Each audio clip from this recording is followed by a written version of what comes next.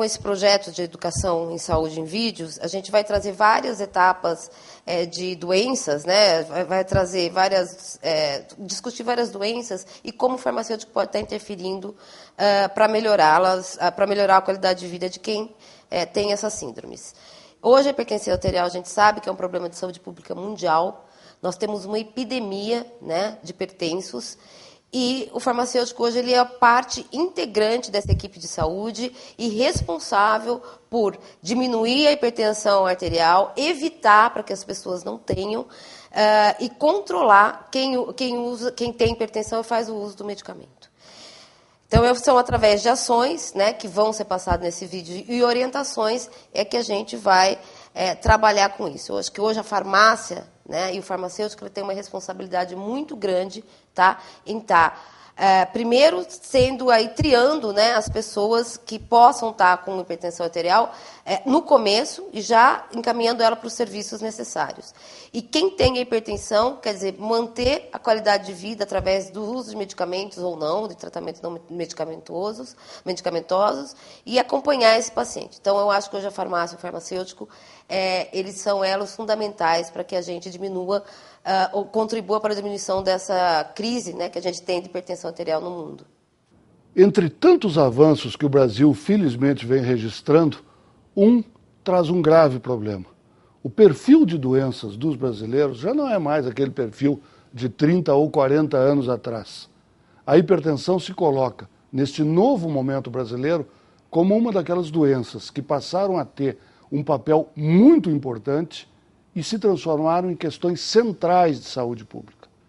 Este material que está sendo, em parceria com Interfarma e Conselho Regional de Farmácia, sendo levado aos mais de 40 mil farmacêuticos do estado de São Paulo, tem o objetivo de ajudar, de contribuir para que os farmacêuticos estejam cada vez mais qualificados também no combate a este verdadeiro inimigo secreto da saúde brasileira, que é a hipertensão arterial. Faz parte de um projeto onde, além da qualificação técnica, há a preocupação comum ao Conselho Regional de Farmácia e à Interfarma de que o farmacêutico possa exercer o seu papel central no sistema de saúde pública no Brasil, dentro de padrões éticos, dentro de absoluto respeito à legalidade, para que possa, sim, ser cada vez mais o farmacêutico um instrumento fundamental de saúde pública e de contribuição para os brasileiros. A hipertensão arterial, comumente chamada de pressão alta, é um sério problema de saúde pública, por sua alta incidência na população e por sua grande morbidade e mortalidade. A hipertensão arterial está muito associada a doenças cardio- e cerebrovasculares. Estima-se que a hipertensão arterial afete em torno de 35% da população com 40 anos ou mais, cerca de 17 milhões de pessoas. Por ser uma doença silenciosa que não apresenta sinais e sintomas iniciais, a hipertensão arterial acaba sendo subdiagnosticada, o que aumenta as chances de lesões em órgãos como o coração, olhos, rins e cérebro. A aferição da pressão arterial e o controle de fatores de risco, aliados a tratamentos adequados, são fundamentais para a prevenção e minimização de complicações. O farmacêutico pode desempenhar um papel importante em parceria com o médico. Vamos, portanto, conhecer um pouco mais sobre hipertensão arterial e medidas que podem auxiliar o farmacêutico na orientação dos pacientes nas farmácias e drogarias. O coração é uma bomba que bate 60 a 80 vezes por minuto. O sangue, ao circular pelas nossas artérias, é impulsionado pelo coração e exerce uma pressão, a chamada pressão arterial, sobre a parede dessas artérias que formam o sistema circulatório. Quando o coração se dilata, temos uma pressão mínima, chamada diastólica. Quando o coração se contrai, temos uma pressão máxima, chamada sistólica. Segundo a Sociedade Brasileira de Cardiologia, a pressão é considerada normal quando a pressão sistólica estiver inferior a 13 milímetros de mercúrio, máxima, e a diastólica, mínima, for inferior a 85 milímetros de mercúrio. Hoje é considerado hipertenso o indivíduo que tem maior ou igual a 14/9 ou 140/90 em medidas repetidas. Abaixo disso é considerado não hipertenso. O ótimo, que é o ideal, é abaixo de 12/8, ou 12/8 ou menos de 12/8. O que é a hipertensão arterial? A hipertensão arterial sistêmica pode ser definida como a elevação persistente da pressão arterial acima dos limites considerados normais. Vale um alerta: todos nós podemos ter pressão elevada em algum momento, quando praticamos exercícios, ficamos ansiosos, tensos ou ingerimos certos alimentos ou bebidas alcoólicas ou fumo. Mas isso não significa que temos pressão alta, pois a pressão é oscilatória. Então, vamos conhecer os principais fatores de risco para a hipertensão arterial. Hereditariedade, histórico familiar. Além da questão familiar, o risco de desenvolver hipertensão arterial é maior em pessoas da raça negra, homens acima de 30, 35 anos, mulheres acima de 40, 45 anos, idosos. Quanto mais idade, maior a chance de ter pressão alta. Doenças associadas: diabetes, obesidade. Fatores ambientais: excesso de sal, sedentarismo, excesso de bebida alcoólica, estresse, tabagismo e o uso de alguns medicamentos podem elevar a pressão arterial. Hoje é consenso por parte dos profissionais de saúde que é muito difícil falar em cura de hipertensão arterial, e sim controle. Por isso, vamos ver algumas orientações de aferição de pressão e de tratamentos que podem ser úteis no dia a dia. Correta aferição da pressão arterial. Em primeiro lugar, para a farmácia poder prestar este serviço, o estabelecimento deve ter uma sala reservada e confortável para o atendimento do usuário, de acordo com normas sanitárias, RDC 44 de 2009. Ressalto ainda a importância de um procedimento de limpeza desse local, o qual deve ser realizado diariamente no início e ao término do horário de funcionamento da farmácia ou drogaria e devidamente registrado. O ambiente deve estar limpo antes e após a prestação de cada serviço. Cabe lembrar que somente serão considerados regulares os serviços farmacêuticos devidamente indicados no licenciamento de cada estabelecimento, e que somente o farmacêutico é habilitado à prestação do serviço de aferição de pressão arterial em farmácias e drogarias. Por fim, destaco que devem ser elaborados protocolos para todas as atividades relacionadas à atenção farmacêutica, realizadas no estabelecimento, incluídas referências bibliográficas, indicadores para avaliação dos resultados. Os procedimentos para a prestação dos serviços farmacêuticos devem ser descritos em procedimentos operacionais padrão, conhecidos como POPs.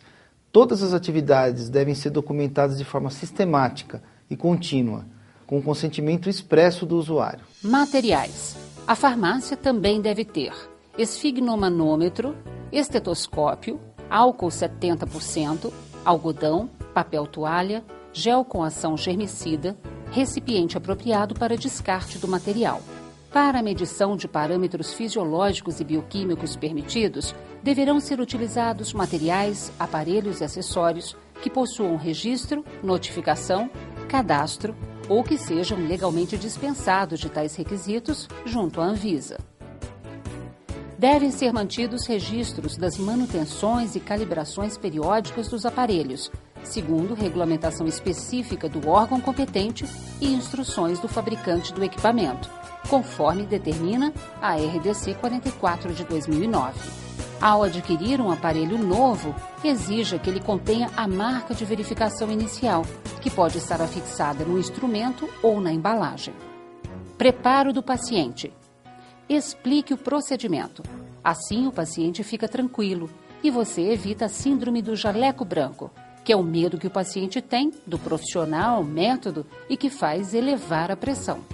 Antes da aferição, o paciente deve repousar em ambiente calmo pelo menos 5 minutos antes da aferição, evitar a bexiga cheia, não ter praticado exercícios físicos 60, 90 minutos antes, não ter ingerido bebida alcoólica, café ou alimentos e não ter fumado no mínimo 30 minutos antes. De preferência, o paciente deve estar deitado, se não sentado, com os pés apoiados no chão, pernas descruzadas, dorso recostado na cadeira e relaxado. Remover roupas do braço no qual será colocado o manguito. Posicionar o braço na altura do coração, nível do ponto médio do externo, ou quarto espaço intercostal, apoiado com a palma da mão voltada para cima e o cotovelo ligeiramente fletido. Peça para o paciente manter silêncio. Procedimento: medir a circunferência do braço do paciente. Selecionar o manguito do tamanho adequado. Colocar o manguito sem deixar folgas acima da fossa cubital, cerca de 2 a 3 centímetros. Centralizar o meio da parte compressiva do manguito sobre a artéria braquial. Estimar o nível da pressão sistólica, palpar o pulso radial e inflar o manguito até seu desaparecimento. Desinflar rapidamente e aguardar 1 minuto antes da medida. Palpar a artéria braquial na fossa cubital e colocar a campânula do estetoscópio sem compressão excessiva. Inflar rapidamente até ultrapassar 20 a 30 milímetros de mercúrio, o nível estimado da pressão sistólica. Proceder à deflação lentamente, velocidade de 2 a 4 milímetros de mercúrio por segundo. Determinar a pressão sistólica na ausculta do primeiro som, fase 1 de Korotkov, que é um som fraco, seguido de batidas regulares, e após aumentar ligeiramente a velocidade de deflação. Determinar a pressão diastólica no desaparecimento do som, fase 5 de Korotkov. Auscultar cerca de 20 a 30 milímetros de mercúrio abaixo do último som, para confirmar seu desaparecimento e depois proceder à deflação rápida e completa. Se os batimentos persistirem até o nível 0, determinar a pressão diastólica no abafamento dos sons, fase 4 de Korotkov, e anotar valores da sistólica, diastólica, 0. Esperar 1 a 2 minutos antes de novas medidas. Informar os valores da pressão arterial obtidos para o paciente. Anotar os valores e o membro. Veja uma tabela de classificação de valores de referência em pacientes maiores de 18 anos. Classificação: ótima, quando a pressão sistólica é menor que 120 milímetros de mercúrio e a pressão diastólica é menor que 80 milímetros de mercúrio. Normal, menor que 130 milímetros de mercúrio e a pressão diastólica menor que 85. Limítrofe, quando a pressão sistólica está entre 130 e 139 milímetros de mercúrio e a pressão diastólica de 85 a 89. Hipertensão estágio 1, pressão sistólica de 140 a 159 milímetros de mercúrio, pressão diastólica de 90 a 99 milímetros de mercúrio. Hipertensão estágio 2, pressão sistólica entre 160 e 179 milímetros de mercúrio, pressão diastólica de 100 a 109. Hipertensão estágio 3, pressão sistólica maior ou igual a 180 milímetros de mercúrio, pressão diastólica maior ou igual a 110. E hipertensão sistólica isolada, quando a pressão sistólica é maior ou igual a 140 milímetros de mercúrio e a pressão diastólica menor que 90 milímetros de mercúrio. Atenção! Quando as pressões sistólicas e diastólicas de um paciente situam-se em categorias diferentes, a maior deve ser a utilizada para a classificação da pressão arterial. Por exemplo, pressão arterial 180 por 100, considerar estágio 3. Existem no mercado aparelhos eletrônicos que aferem a pressão também, mas lembre-se, todo o aparelho deve ser calibrado e aferido para evitar erros. A aferição da pressão arterial tem como finalidade fornecer subsídio para atenção farmacêutica, monitoramento da terapia medicamentosa e visa a melhoria da qualidade de vida. Não possui nenhuma hipótese objetivo de diagnóstico. Abordagens do tratamento. O médico é o profissional adequado para diagnosticar a hipertensão e podem ser adotadas 2 abordagens para o tratamento: mudança de hábitos e controles dos fatores de risco. Tratamento medicamentoso. A mudança de hábitos tem como objetivo eliminar os fatores ambientais de risco. Dentre elas, alimentação equilibrada e saudável, vegetarianas e ricas em fibras, redução de peso corporal, redução do consumo do sal, redução do consumo de bebidas alcoólicas, não fumar, atividade física regular, controle de doenças associadas, exemplo, diabetes, e medidas anti-estresse. O tratamento medicamentoso, farmacológico, tem como objetivo reduzir a pressão arterial rapidamente, auxiliando nas medidas de mudança de hábitos. Quando falamos de tratamentos farmacológicos, é importante ressaltar que estamos falando do uso de medicamentos para o tratamento de doenças. Nessa linha, a gente entra com um conceito muito importante, que ao falarmos de medicamentos, devemos excluir o termo droga. Não devemos usar uso de drogas antihipertensivas, sim de medicamentos antihipertensivos. Hoje, temos diversas categorias que são utilizadas para tratamento da hipertensão arterial.